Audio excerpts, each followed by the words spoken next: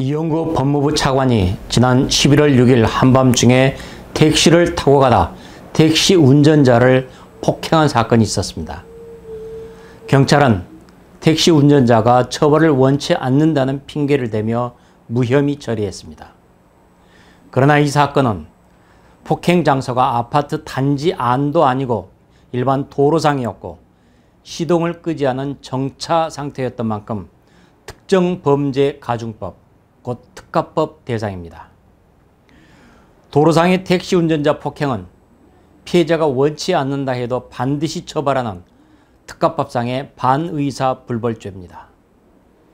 당시 사건 신고를 받고 최초 출동한 경찰관도 특가법 대상이라고 보고를 올린 바 있습니다.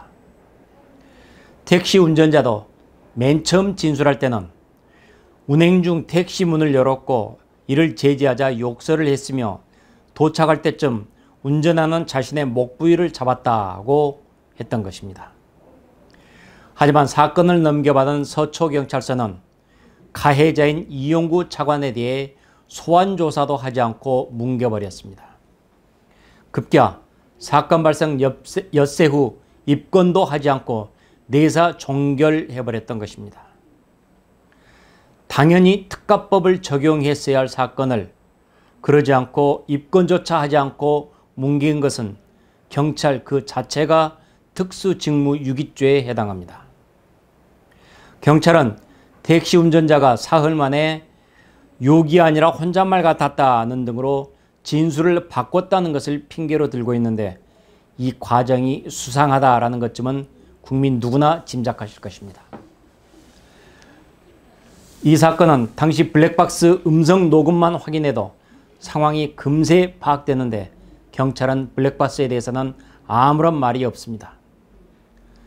특가법 대상인데 경찰의 출석 요구도 뭉개버리고 입건도 되지 않은 채 사건이 뭉개져 버린 것을 보고 국민 어느 누가 정상적이라고 생각하겠습니까? 이용구 차관은 지난 4월 법무부 퇴임 술자리에서 조국 전 장관의 자녀 허위 표창장은 다들 돈 주고 샀는데 그걸 왜 수사했느냐라고 발언했다고 합니다. 대학 입시에 제출하는 위조 표창장은 명백한 사기 행위인데도 법무부 차관이라는 분이 그런 생각을 가진 것입니다. 이 사건은 워낙 문제가 많은 것이어서 서울중앙지검이 다시 수사하기로 했습니다.